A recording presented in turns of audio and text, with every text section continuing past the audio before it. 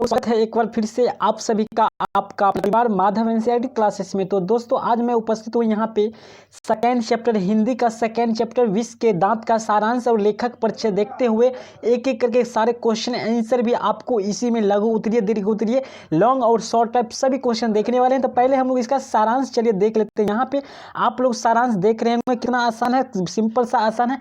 बता दें कि सारांश है आपका बस 5 नंबर में पूछा जाए उस तरह से है, ना कि आपका पूरा जो है बुक का है, ठीक है। ये सिर्फ सारांश है। तो यहाँ पर देख रहे हैं आप लोग विश्व के दांत शीर्षक महल और झोपड़ी की लड़ाई की कहानी है। बता दें दोस्तों इस पाठ के लेखक जो है नलिनी बिलोचन शर्मा जी है, एकदम याद रखिएगा आप लोग, ये भी पूछा जाता है और ये एक जो है कहानी है, ठीक है।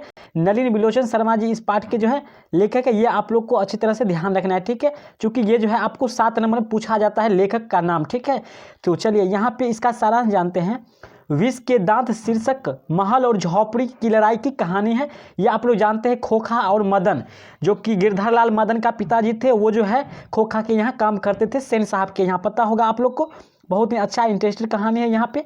तो मदन द्वारा पीटे जाने पर खोखा के जो दो दांत टूट जाते हैं, वो अमीरों की प्रदर्शन प्रियता और गरीबों पर उनके अत्याचार के विरुद्ध एक चेतावनी है। यानी आपको समझ लेना है यहाँ पे कि जो अमीरों के द्वारा जो है गरीबों पर जो अत्याचार किया जाता है, वो मदन के द्वारा ये दिखाया गया कि जो है उसका विरोध करे, और ये चेतावनी उन्होंने देता है। यानी गरीब उन पर अत्याचार के विरोध एक चेतावनी है, सशक्त विद्रोह है। यही इस कहानी का लक्ष्य है, यही इसका जो है मुख्य जो है बातें हैं इस कहानी का। पूरे कहानी से आपको यही जो है मेन पॉइंट इसका जो है सारांश निकल के आता है। इसमें बता दें कि दोस्तों इसका कहानी आप लोग भी सुन सकते हैं कि सेन साहब थे, उनका बेटा था जो बहुत ही लाडला था, उसका नाम था खोखा, जिसको लोग कासू भी कहते थे। याद रखिएगा खोखा का दूसरा नाम कासू था, ठीक है। ये सब जो है आपको ऑब्जेक्टिव के लिए काफी जो है इंपॉर्टेंट है और एकदम भी आया है। चलिए याद रखिएगा, ये था सारांश। अब हम लोग सिंपल से यहाँ पर देखेंगे लेखक परिचय, ठीक है। यहाँ पे अभी हम लोग देख रहे हैं लेखक परिचय देख रहे हैं, जिसमें हम लेखक के बारे में जानेंगे। यहाँ पे लेखक के बारे में है कि इस पाठ के लेखक नलिनी बिलोचन शर्मा जी है, जिसका जन्म कहाँ हुआ था? पटना में हुआ था। ये बात आप लोग याद रखिएगा, ठीक है। इस पाठ के लेखक नलिनी बिलोचन शर्मा जी है, जिनका जन्म हुआ था पटना में हुआ था, ठीक है। इनका जन्म 18 फरवरी 1916 को पटना के वद्दर घाट में हुआ था। और इनकी जन्मजात, इनकी भाषा जो था भोजपुरी था, जन्म से ही इनका जो है भाषा भोजपुरी था, ठीक है। इनकी रचना, प्रमुख रचना है इनका दृष्टिकोण, मानदंड और साहित्य का इतिहास, दर्शन इत्यादि इनका जो है मुख्य रचनाएं हैं, इनके द्वारा लिखा गया है ये सब। तो ये था कुछ आपका लेखक परिचय। अब हम लोग इस पाठ का जो है पहला क्वेश्चन देखेंगे, उसके बाद मात्र आपको इसका जो है सभी क्वेश्चन आपको नहीं बताने वाले, बस आपको इस बार के लिए काफी जो इंपॉर्टेंट है, एकदम वीवीआई क्वेश्चन महत्वपूर्ण है, वही बताऊंगा, एकदम सटीक सा आंसर होगा। और आपको पहले हम लोग यहाँ पे 1 नंबर दिखा देते हैं आपके बुक का जो है सिंपल आंसर इसका क्या होता है सटीक। अगर आप लोग सारा वीडियो सारा इसका आप सॉल्यूशन चाहते हैं, एक एक सॉल्यूशन टॉपिक बाय टॉपिक, यानी हर क्वेश्चन का, तो आप लोग टेलीग्राम ज्वाइन कीजिए, वहां से आप लोग को सीधा इसका पीडीएफ मिल। आपका पहला प्रश्न है, विश्व के दांत शीर्षक कहानी का नायक कौन है? तर्कपूर्ण उत्तर दे। जो यहाँ पर देख रहे हैं हेडलाइन में लगा हुआ है ये क्वेश्चन है, यानी शीर्षक का सार्थकता स्पष्ट कीजिए, या फिर इसका शीर्षक कहानी का नायक कौन है। सिंपल बात है, यही दोनों तरह से होता है, एक ही बात है। ये पहला क्वेश्चन है आपका, इसका आंसर यहाँ पर देखिए बिल्कुल सिंपल है। उत्तर क्या है? विश्व के दांत कहानी में मदन ऐसा पात्र है जो अहंकारी के अहंकार को नहीं सहन करता है, बल्कि उसका स्वाभिमान जागृत होता है, और वह खोखा जैसे बालक को ठोकर देकर वर्षों से दबे अपने पिता की आंखें भी खोल देता है। संपूर्ण कहानी में मदन की क्रांतिकारी भूमिका है, अतः इसका नायक मदन है। दोस्तों आप समझ लीजिए इसका बात कि इसमें जो है इसका जो है करना है उत्तर जो है विश्व के दांत कहानी, मदन एक ऐसा पात्र था, ये देखिए मुख्य पात्र अगर माना जाए, नायक माना जाए तो मदन ही है। इन्होंने ही अपने जो है जो खोखा के अंदर अहंकारी था, उस अहंकारी को ये सहन नहीं करता है, बल्कि यह अपने अभिमान यानी स्वाभिमान जागृत होता है, और यह खोखा जैसे बालक को ठोकर देकर और 2 दांत उसका तोड़कर ये बताता है कि पूरा जो है यहाँ पे गरीब पर कोई अत्याचार नहीं हो सकता है, या फिर उन सभी के आंखें खोल देते हैं अपने पिताजी को भी, ठीक है, जो कि उनके यहाँ एक गुलाम की तरह काम करते थे। तो इस तरह से इनका जो है मुख्य तरह से नायक जो है इसका मदन जी है। तो चलिए ये पहला क्वेश्चन था, ये भी आपका हो गया।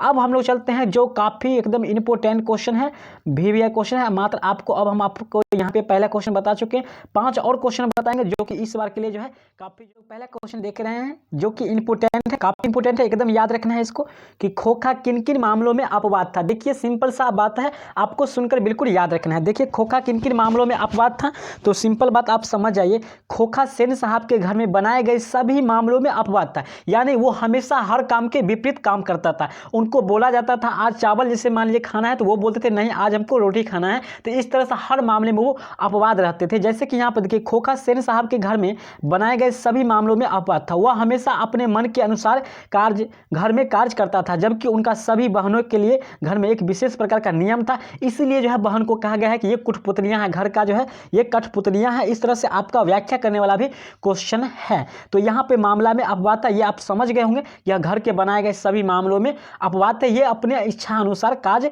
करते थे। ये था आपका पहला क्वेश्चन था। आई होप आप लोग ये समझ गए होंगे। दोस्तों अगर वीडियो को समझ आ रहा है, सारे क्वेश्चन आपको पसंद आ रहा है, तो वीडियो को लाइक करना मत भूलिएगा। अगर पुराने हैं तो लाइक करना मत भूलिए, अगर नए हैं तो चैनल से आप जुड़ जाइए। यहाँ से आपको हर सब्जेक्ट का आपको मिलता रहता है यहाँ पे आपको, तो इसके लिए जरूर आप लोग यहाँ पे ज्वाइन कर लीजिए क्लास।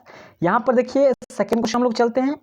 सेकेंड क्वेश्चन है मदन का चरित्र चित्रण करें। देखिए मदन का जो है चरित्र चित्रण, मदन जानते हैं यह गिरधर लाल के लड़का था।